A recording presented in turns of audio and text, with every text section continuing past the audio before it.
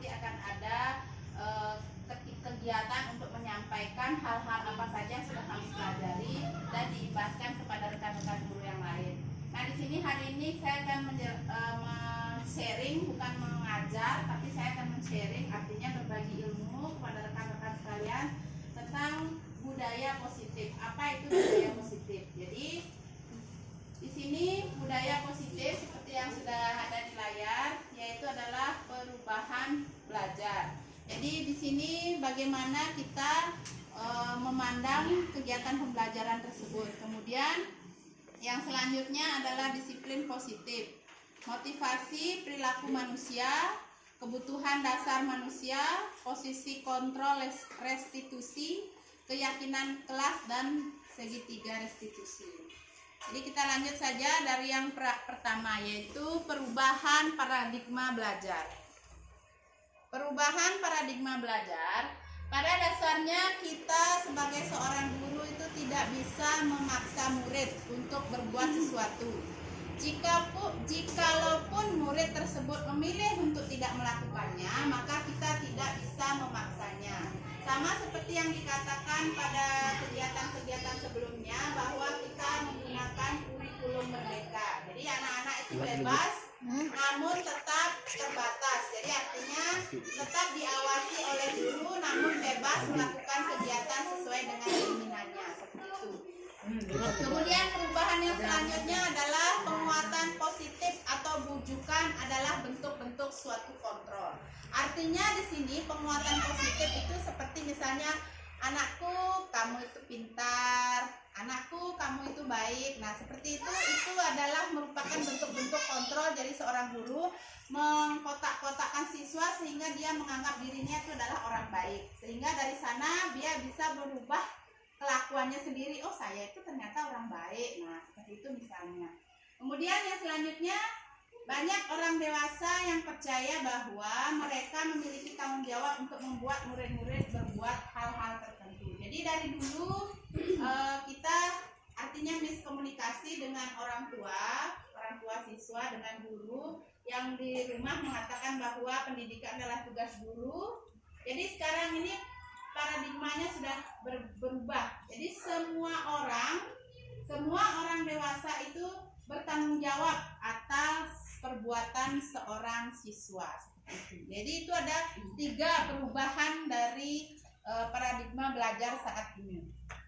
Kemudian selanjutnya adalah disiplin positif dan nilai kebajikan universal. Di sini dulu kita menganggap teori stimulus dan respon. Namun saat ini kita menggunakan teori kontrol, di mana dulu realitas atau kebutuhan kita itu sama. Jadi kita sama dulu kebutuhannya. Tapi sekarang di teori kontrol itu menyatakan bahwa manusia itu kebutuhannya berbeda-beda. Antara Ibu Emma dan Ayu kebutuhannya pasti berbeda-beda, seperti itu. Kemudian dulu waktu stimulus respon, semua orang melihat hal yang sama. Misalnya anak-anak membaca baru dikatakan belajar. Kalau sekarang beda. Ketika kita mengajak anak-anak sungai, itu pun dikatakan belajar. Itu beberapa perubahan. Misalnya yang ketiga, kita mencoba mengubah orang agar berpandangan seperti kita. Nah, namun teori yang saat ini kita berusaha memahami pandangan orang lain tentang dunia. Jadi maksudnya, dulu kita selalu menginginkan anak itu untuk menggambar, ayo gambar gunung, wah, sungai, matahari, jalan, matahari, awan-awan. Nah, kalau sekarang berbeda. Jadi dia bebas mengekspresikan dirinya menjadi seperti apa yang dia inginkan. Seperti itu. Iya, dia mau gunung, mau rumah, mau apa, mau daun saja yang dia gambar. Nah, itu jawabannya. Itu contohnya. Kemudian yang selanjutnya adalah dulu dalam stimulus respon, perilaku buruk dilihat sebagai suatu kesalahan. Namun sekarang semua perilaku memiliki tujuan. Dulu kita menganggap bahwa ketika anak itu memukul temannya itu adalah sebuah kesalahan. Namun sekarang ketika anak tersebut memukul temannya pasti ada tujuan tertentu. Misalnya ingin diperhatikan oleh gurunya, ya enggak? Seperti itu contohnya. Kemudian yang selanjutnya, hanya Anda yang bisa mengontrol diri Anda. Namun di dalam teori kontrol saat ini, hanya Anda yang bisa mengontrol diri Anda. Jadi dulu dan sekarang sama ya. Jadi maksudnya di sini adalah hanya Anda yang bisa mengontrol diri. Jadi artinya ketika seseorang itu hanya dialah yang bisa menentukan pilihan hidupnya. Misalnya ketika dia memegang suatu benda di tangannya, dia ingin membuka benda tersebut atau tidak, kan itu hanya ada dalam diri sendiri. Mau kita menyerahkan benda itu pada orang lain, itu kan hanya dikontrol oleh diri sendiri. Itu maksudnya dari hanya kita yang bisa mengontrol diri kita sendiri. Kemudian yang selanjutnya, orang lain bisa mengontrol saya. Namun dalam teori kontrol saat ini, Anda tidak bisa mengontrol orang lain. Nah, dulu orang lain bisa mengontrol saya. Misalnya saya dan Ibu Aja. Bu Aja, tolong pergi ke sungai. Pasti Bu Aja dulu akan pergi ke sungai. Namun kalau saat ini kita meminta anak-anak, misalnya anak-anak ayo pergi ke sungai, pasti dia akan penuh dengan pertanyaan, ngapain Bu Guru, kenapa? Nah pasti ada pertanyaan itu ya.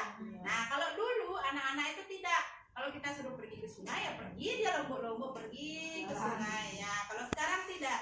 Pasti dia akan bertanya, ada apa, untuk apa, kenapa, seperti itu ya.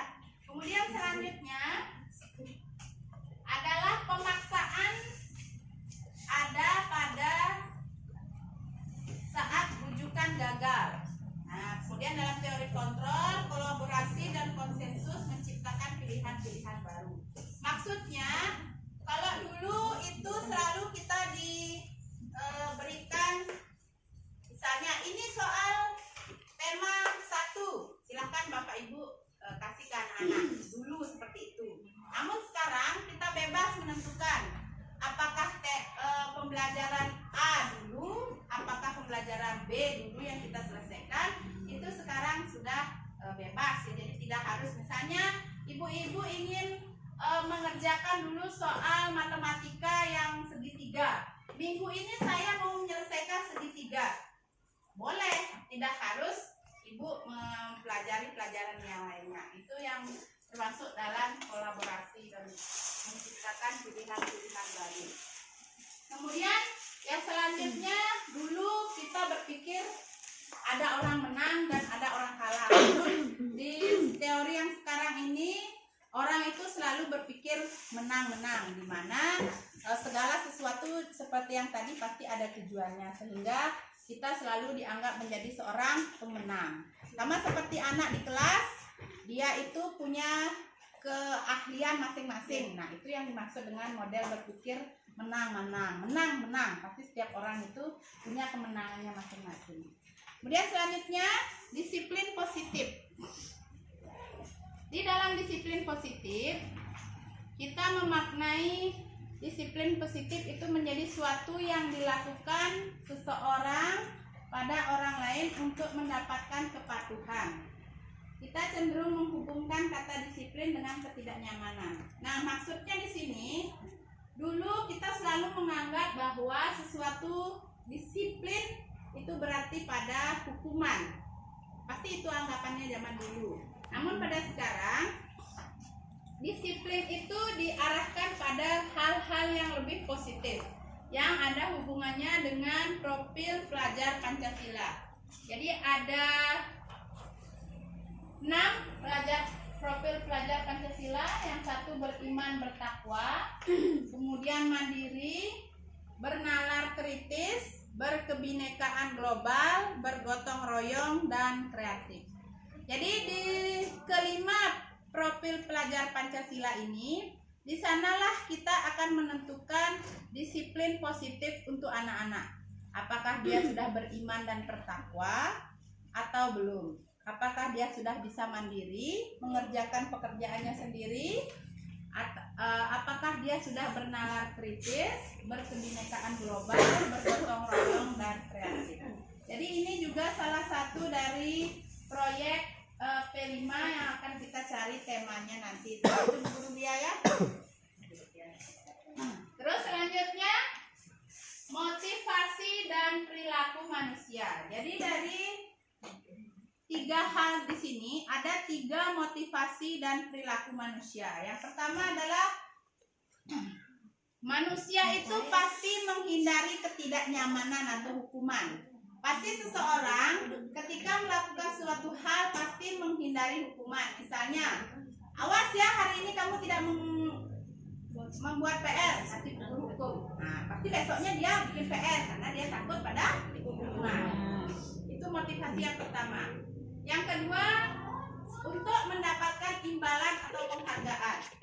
Besok siapa yang bisa membuat PR, guru kasih permen. Nah, itu adalah motivasi. Oh, besok saya akan dapat permen kalau saya bikin tugas. Itu motivasi. Kemudian yang ketiga, motivasi yang ketiga dari perilaku manusia adalah untuk menjadi orang yang mereka inginkan dan menghargai diri sendiri. Jadi dari ketiga ini, posisi atau motivasi yang ketiga inilah yang ingin kita bangkitkan pada anak-anak. Jadi kita tidak ingin anak-anak itu tidak membuat PR karena hukuman atau karena hadiah. Kita ingin anak-anak itu memotivasi dirinya bahwa ketika membuat PR itu memang sudah kewajibannya dia, memang sudah tugas dan tanggung jawabnya. Itu yang ingin kita tekankan pada anak-anak, motivasi yang ketiga. Dan selanjutnya, kebutuhan dasar manusia. Ini juga manusia, semua manusia, tidak hanya anak-anak, kita juga sebagai pendidik memiliki kebutuhan ini. Jadi ada 5. Pertama adalah kebutuhan bertahan hidup, yang selanjutnya adalah kasih sayang dan rasa diterima. Yang selanjutnya adalah penguasaan atau kebutuhan pengakuan. Yang keempat adalah kebebasan dan yang kelima adalah kesenangan. Jadi setiap manusia ketika kebutuhan hidupnya kelima ini tidak terpenuhi, maka dia akan mencari jalan lain untuk mendapatkannya. Misalnya anak-anak ini melakukan tindakan tidak baik, misalnya memukul temannya, itu pasti ada sesuatu kebutuhan dia yang tidak dia penuhi, sehingga dia melakukan perbuatan-perbuatan yang tidak baik tersebut. Sama seperti kebutuhan rasa kasih sayang dan rasa diterima. Ibu Lia juga butuh rasa kasih sayang ya. Nah, seperti itu contohnya. Nah, ya pasti ketika Ibu Guru Lia tidak mendapatkan itu di keluarga, pasti akan mencari di lingkungan kerja. Ketika tidak mendapatkan di lingkungan kerja, pasti akan mencari di masyarakat dan begitu seterusnya. Jadi kebutuhan manusia itu harus terpenuhi. Kemudian ada kebutuhan atas kebebasan. Jadi manusia itu bebas memilih. Seperti misalnya Ibu Guru Ayu bebas memilih mau berjodoh dengan si A, si B. Nah itu dia bebas menentukan pilihannya.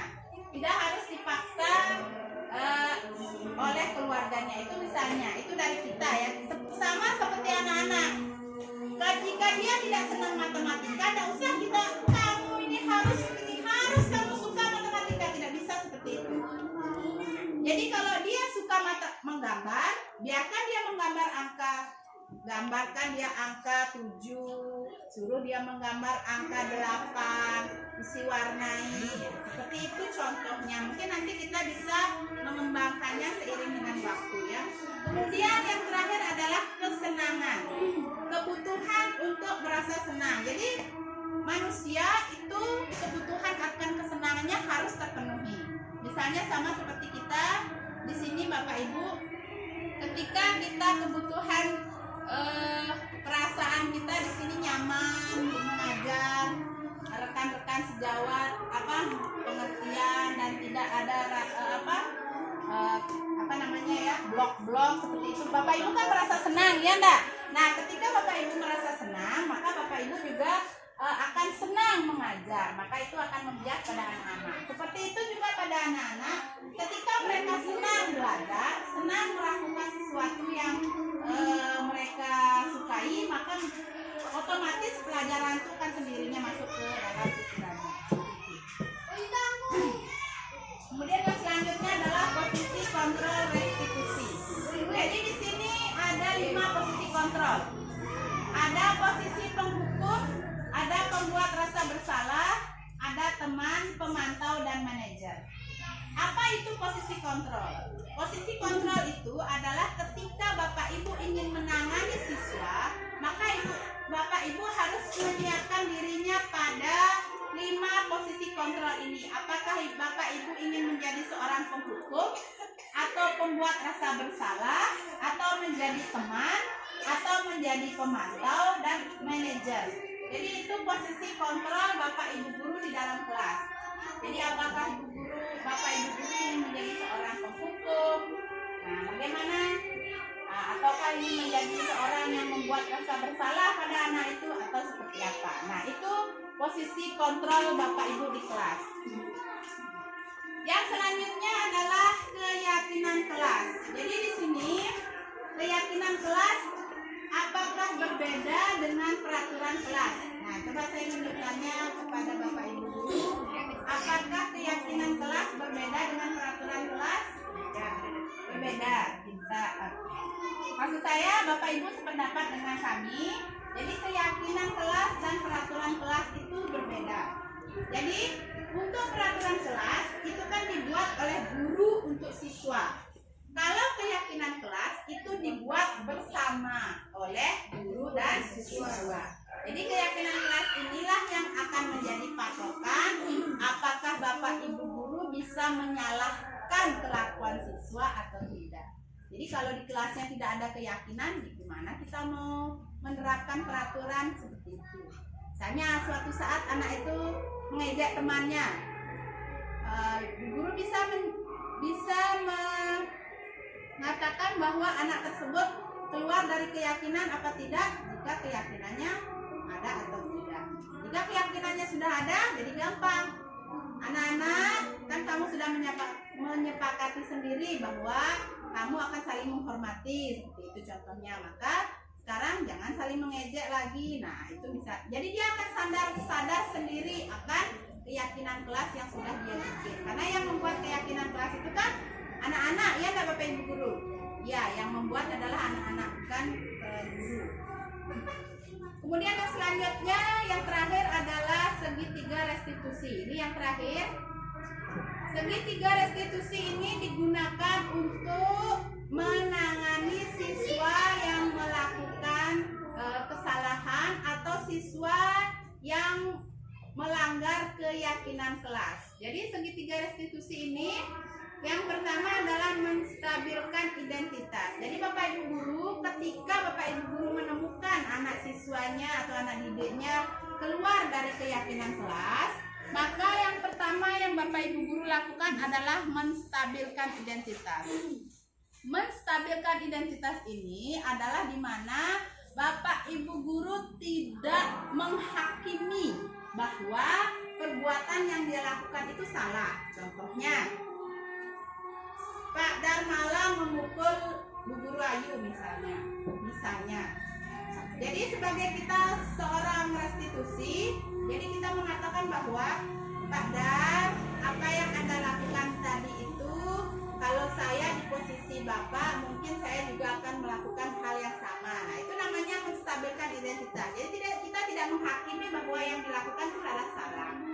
Nah, setelah kita menstabilkan identitas atau menurunkan emosi dari yang bersangkutan atau yang bersalah itu, maka yang selanjutnya adalah memvalidasi tindakan yang salah. Lalu selanjutnya kita bertanya pada Pak Dar, apa yang Pak Dar tadi lakukan terhadap Ayu itu? Apakah benar, apakah salah? Lalu kita menanyakan pada yang bersangkutan. Lalu dia yang menjawab dirinya, bukan kita sebagai guru.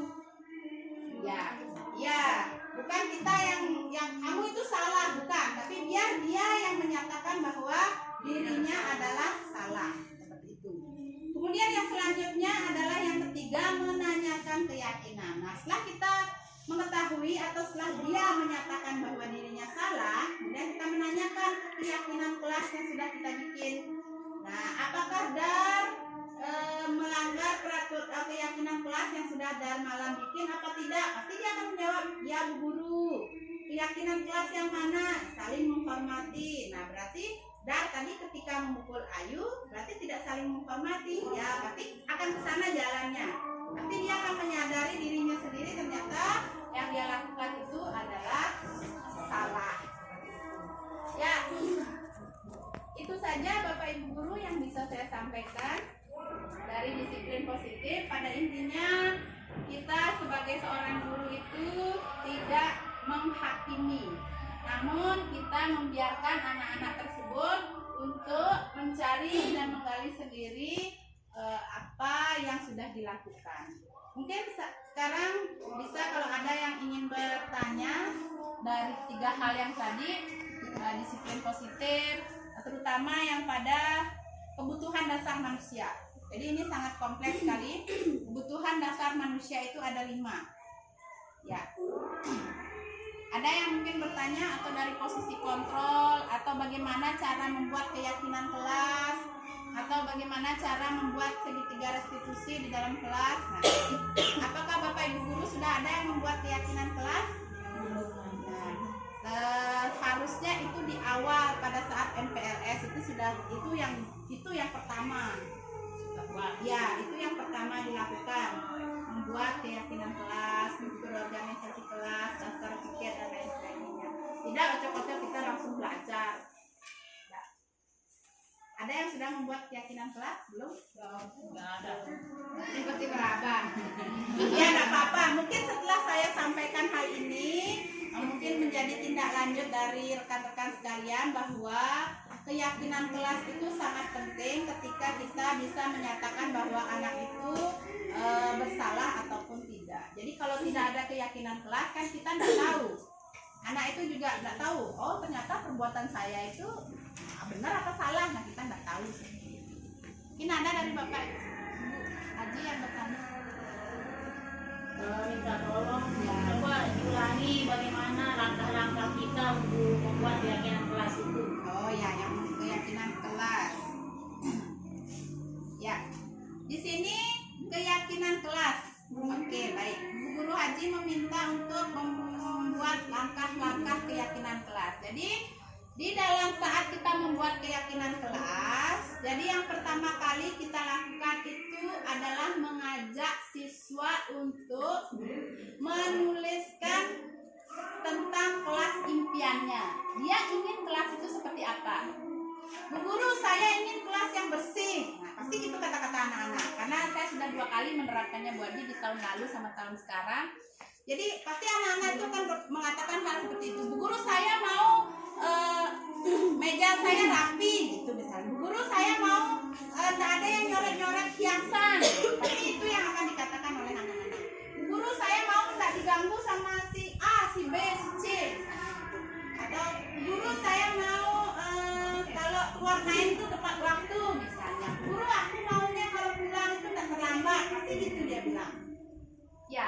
Nah, dari keinginan-keinginan anak tersebut, maka kita buatkanlah dia kalimat positifnya. Jadi kalimat positifnya misalnya menjaga kebersihan. Itu kan salah satu dari keinginan anak tadi yang Bu Guru, aku ingin kelasku bersih. Nah, jadi kita bikinkan kalimat positifnya menjaga kebersihan. Kemudian selanjutnya apa keinginannya lagi? Bu Guru, aku ingin pulang tepat waktu. Disiplin waktu, disiplin tugas misalnya dan sebagainya. Nah itu kemudian setelah kita mendapatkan kalimat positifnya itu, baru kita sepakati dengan anak-anak ini sudah semua keyakinan kelas kita. Anak-anak setuju tidak untuk kita jaga bersama? Pasti dia bilang barulah keyakinan itu bisa kita gunakan suatu saat jika anak-anak itu tidak menyapu misalnya. Berarti kamu mentaati tak keyakinan kelas kita? Oh iya Guru, pasti dia akan nyapu, pasti nak. Tapi itu memang tidak semudah teori Bapak Ibu guru. Jadi ya perlahan-lahan yang diperlukan adalah ketekunan. Jadi kalau kita tekun pasti mudah-mudahan bisa. Itu ada yang ditanyakan dari Bapak Ibu guru yang lain? Ya, ayo. Yang saya tanyakan adalah tadi sudah dijelaskan tentang apa keyakinan dari kita dahulu dengan keyakinan sekarang. Untuk anak-anak keyakinan bahwa belajar itu hanya membaca dan menulis saja gitu ya. Jadi itu yang sampai sekarang masih keyakinan itu ada di anak-anak. Nah, Ya. cara untuk merubah keyakinan itu yang lebih efektif itu seperti apa? Ya. Baik, terima kasih pertanyaannya dari Bu Guru Ayu. Jadi untuk hal yang paling efektif itu tidaklah ada menurut saya. Jadi semua hal pasti efektif ketika kita melakukannya dengan tekun. Jadi untuk pertama kali itu pasti akan mengajak dan mengumpulkan orang tua siswa. Seperti kita rapat kemarin waktu awal pembelajaran itu, kita sudah menjelaskan kepada orang tua siswa bahwa ketika di sekolah itu tidak hanya membaca, menulis, dan berhitung dikatakan belajar. Ketika kita membawa anak ke sungai juga belajar. Ketika kita membawa anak untuk memungut sampah itu juga dikatakan belajar. Kuncinya adalah tekun menjelaskan pada anak. Itu saja dari saya, Bu Guru. Mungkin ada dari rekan-rekan yang lain punya tips untuk membantu supaya anak-anak itu tidak selalu menganggap bahwa membaca, menulis, dan berhitung adalah hal yang belajar. Hal yang lainnya ketika anak-anak lompat-lompat juga belajar. Ya, Suruh lompat itu 1, 2, 3, 4 sampai 10. iya, belajar berhitung. Baca Al-Quran belajar. Kita bawa ke sungai. Iya. Kita apa yang kalian lihat, apa yang kalian jumpai di sini, atau suruh catat. Ya. Atau seperti Bu Aji itu pernah melakukan sikat gigi bersama, nah itu Ya. juga belajar. Untuk apa sikat gigi Ya. supaya bagaimana? Kan? Ya, benar. Mungkin ada lagi yang lain Bapak Ibu? Ya, jika sudah tidak ada, jadi saya di sini sangat berterima kasih sekali kepada Bapak Ibu guru sudah mau sharing bersama. Jadi kita berbagi untuk kegiatan hari ini yaitu disiplin positif. Jadi mungkin untuk yang selanjutnya saya akan berbagi lagi tentang materi-materi yang sudah didapatkan di calon guru penggerak. Saya berdoa semoga di sini akan ada lagi calon-calon guru penggerak yang lainnya yang akan ikut ikut mengisi